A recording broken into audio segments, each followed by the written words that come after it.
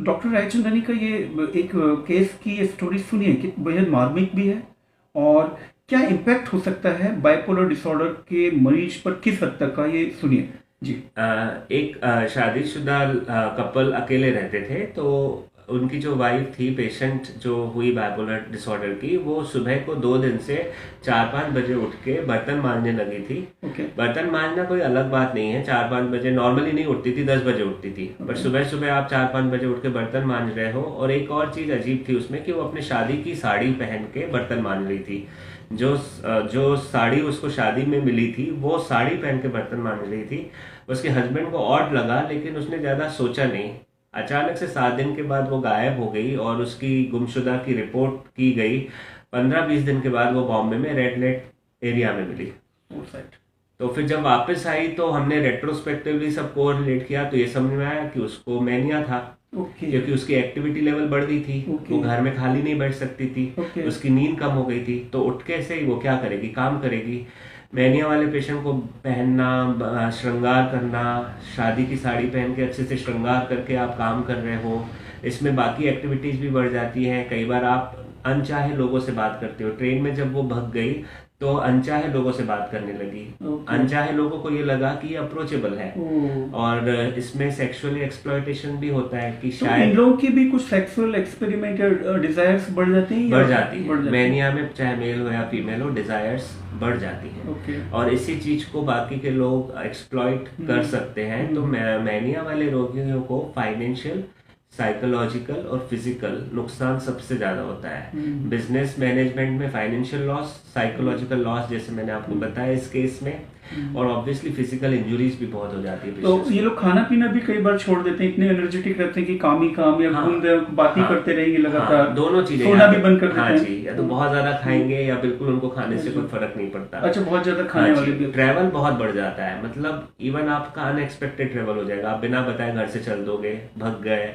आप फ्लाइट्स के ट्रैवल्स किए जा रहे हो, आप मतलब टैक्सी लेके सुबह 6 बजे निकल लियो, अपनी गाड़ी ड्राइव करके 1000 किलोमीटर आप चल सकते हो। मतलब ट्रैवल तो बहुत बढ़ जाता है मैनिया में। और बाइपोलर डिसऑर्डर के डायग्नोसिस के लिए क्या कोई जांच है, या सिर्फ क्लिनिकल एग्जामिनेशन डॉक्टर्स या साइकेट्रिस्ट द्वारा, या कोई परिवार वाले भी इसमें डाउट करके डॉक्टर के पास ले जा सकते हैं? मतलब डायग्नोसिस कैसे हो उसका? सबसे ज्यादा डायग्नोसिस हिस्ट्री और मेंटल स्टेटस एग्जामिनेशन के माध्यम से बनता है।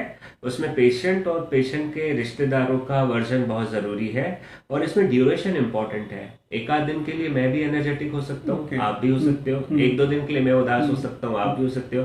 लेकिन इसका ड्यूरेशन डिसाइडेड है कि 15 दिन के लिए डिप्रेशन के फीचर्स होने चाहिए मिनिमम, और कम से कम 1 हफ्ते के लिए मैनिया के सिम्टम्स होने चाहिए। Okay. और ये आपके बैकग्राउंड पर्सनालिटी से बिल्कुल हटके होना चाहिए। ओके। ओके। हाँ। है ना, मान लीजिए मेरा पर्सनालिटी कभी था ही नहीं ऐसा, और अचानक से मुझे ऐसा देखा जा रहा है, तो कोई भी आश्चर्य करेगा। ओके। तो लेकिन 2 दिन, तीसरे दिन तक आश्चर्य न करें। जैसे ही आपको लगे कि 6-7 दिन से ज्यादा बढ़ गए हैं फीचर्स, अपन को तुरंत के तुरंत प्रॉम्प्ट इंटरवेंशन। तो आप समझे, या तो बहुत ज्यादा दुख या बहुत ज्यादा खुशी, 10-15 दिन से ज्यादा, मोटे मोटे तौर पर हाँ हमें जी। बता दें, यदि के एपिसोड बने हुए हैं और बेसिक पर्सनालिटी से वो अलग लग रहे हैं, जो व्यक्तित्व है व्यक्ति का, उससे व्यवहार उसका डिफरेंट लग रहा है, तो ऐसे में उसे साइकेट्रिस्ट या किसी फिजिशियन डॉक्टर से मिलवाएं। या बच्चों में भी होते हैं ये? हाँ, आजकल बच्चों में जल्दी भी देखने को आ रहा है। बच्चों की जैसे हर किसी चीज में अपन देख रहे हैं डेवलपमेंट, पढ़ाई लिखाई, मतलब they are picking up fast हर चीज में ना। तो वैसे हम लोगों को ये एज अब कम से कम भी दिखती जा रही है। अभी हम लोगों ने रिसेंटली 6-7 साल के बच्चे को सुसाइड।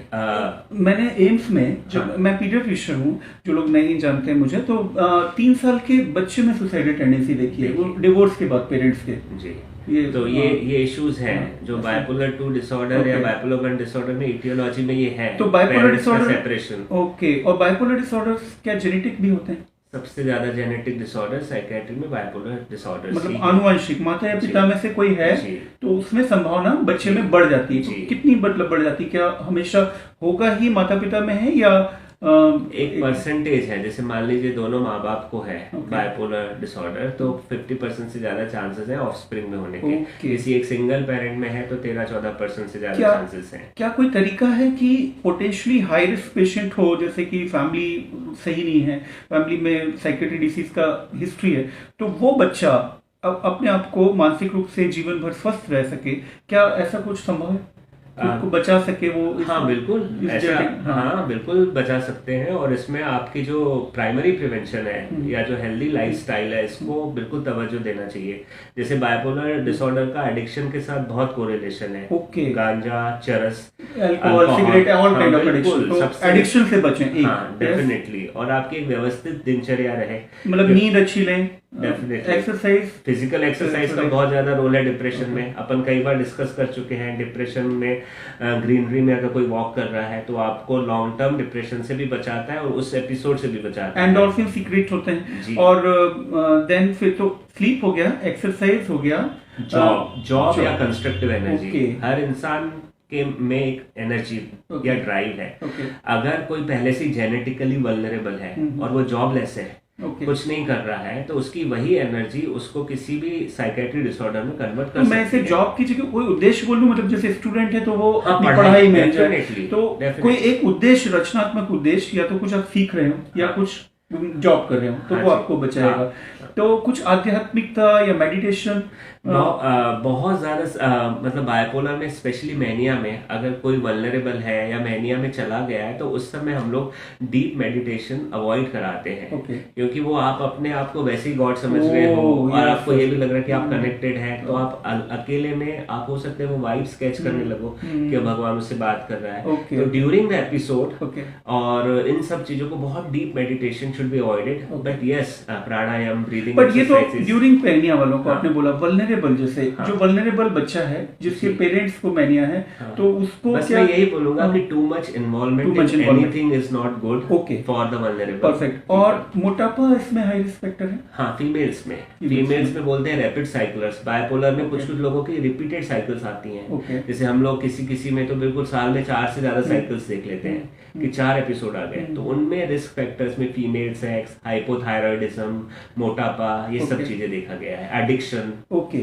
तो अब ये और बताइए कि कुछ केसेस ऐसे होते हैं जो बहुत डिफिकल्ट हो आम आदमी या परिवार को ये समझना कि वो बाइपोलर डिसऑर्डर से पीड़ित है, वो कम्युनिटी में रह रहे हो और किसी को भी ना समझ आ रहा हो, तो ऐसे कुछ केसेस होते हैं? कुछ केसेस होते हैं। जैसे मान लीजिए कि कोई अल्कोहल लेता है, नशा करता है, और नशा करने के बाद हम लोग उसके बिहेवियर में थोड़े बहुत फर्क देखते हैं। वो ज्यादा रोता है या ज्यादा बात करता है या ज्यादा इमोशनल हो जाता है, तो ये हम लोग सोच सकते हैं कि शायद अल्कोहल से है।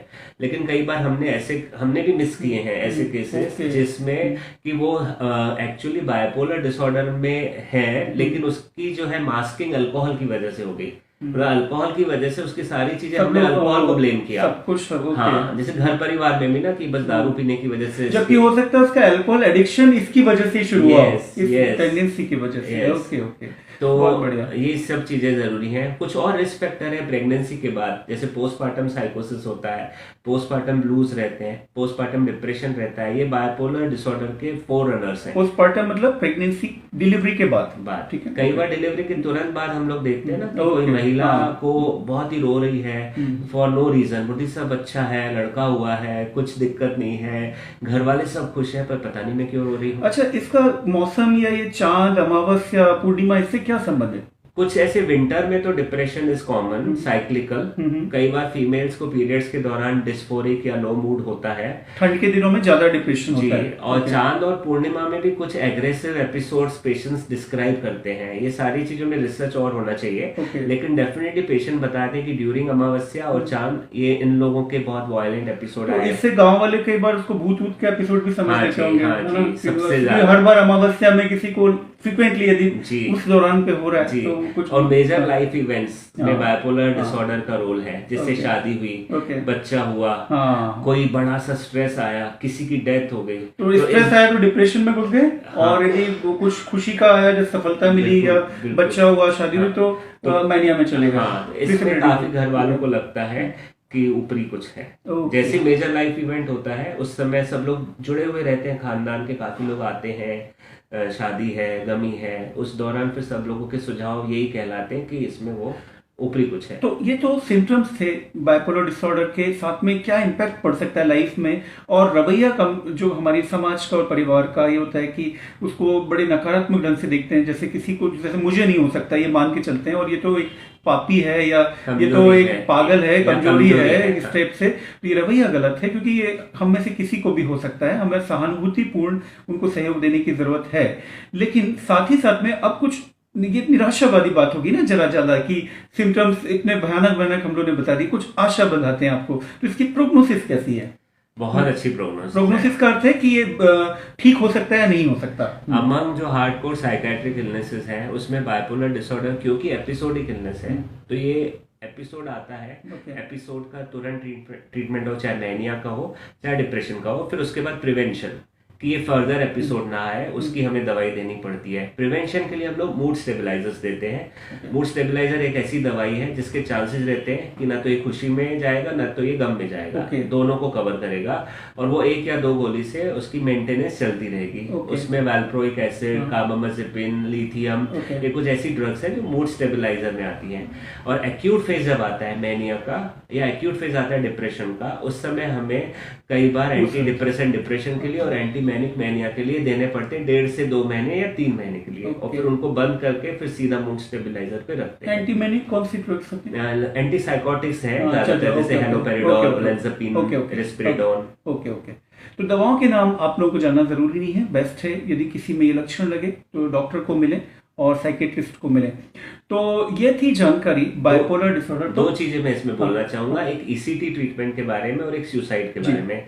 बाइपोलर डिसऑर्डर में ईसीटी के सबसे ज्यादा अच्छे रिजल्ट आते हैं। चाहे अगर पेशेंट डिप्रेशन में चला गया है, ईसीटी का मतलब इलेक्ट्रोकन्वल्सिव थेरेपी है, जो जिसको पहले टाइम में जिसको सेक या शॉक ट्रीटमेंट बोलते थे। ये बहुत ही प्रूवन ट्रीटमेंट है, खास करके बाइपोलर डिसऑर्डर में। अगर किसी पेशेंट को मैनिया में दिया जाता है तो उसको देने से वो कभी भी ऐसा नहीं है कि वो डिप्रेशन की तरफ जाएगा। मैनिया तो ठीक होगा ही होगा, और डिप्रेशन वाला पार्ट भी अगर उसमें आगे है तो उस समय पे एपिसोड में ठीक हो जाएगा।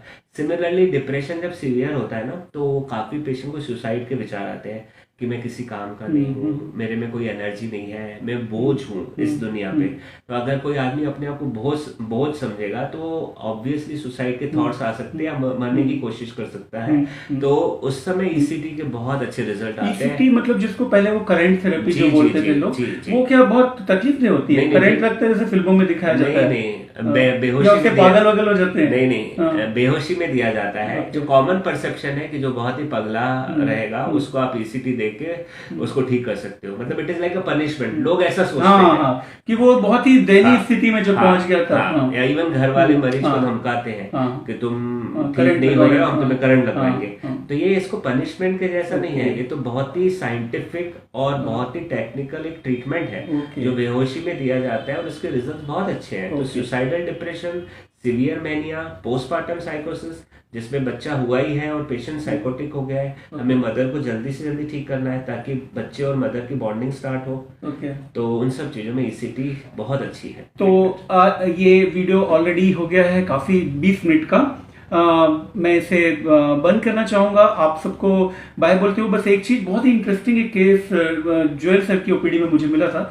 उसमें वो बेटा बड़ा था, करीब 23-24 साल का, वो दोनों माता पिता को लाया था। माँ जो थी वो गंभीर डिप्रेशन के एपिसोड में थी और पिता मैनिया के एपिसोड में था उसका। मतलब एक हस्बैंड वाइफ एक डिप्रेशन के एपिसोड में है और एक मैनिया के एपिसोड में, याद है आपको? तो इतना उनकी लाइफ कैसी होती होगी उन बच्चों की और उनकी। बट इसका अच्छी बात है कि ट्रीटमेंट है, और बहुत 1% मतलब बहुत ज्यादा। आप लोग फेसबुक पर, यूट्यूब पर यदि 1 लाख लोग हो तो उसमें से 1% लगा लीजिए कितना होगा। उतने लोगों को जीवन काल में डिप्रेशन या मैनिया का एपिसोड या बाइपोलर डिसऑर्डर हो सकता है। तो क्यों ना उसके बचाव के उपाय जो डॉक्टर ओपी रायचंदानी ने आपको बताए उन्हें ध्यान दें, और यदि किसी को हो तो उनकी मदद करें, बिना शर्माए मदद लें। और ये वीडियो यदि आपको यूजफुल लगे तो उसको सब्सक्राइब करें और शेयर करें, और कमेंट बॉक्स में प्रश्न पूछें। आप सबका doctor Ajay Titwal, doctor OP Raichandani के साथ स्वस्थ जन समृद्ध राष्ट्र। स्वस्थ जन समृद्ध राष्ट्र। Thank you very much.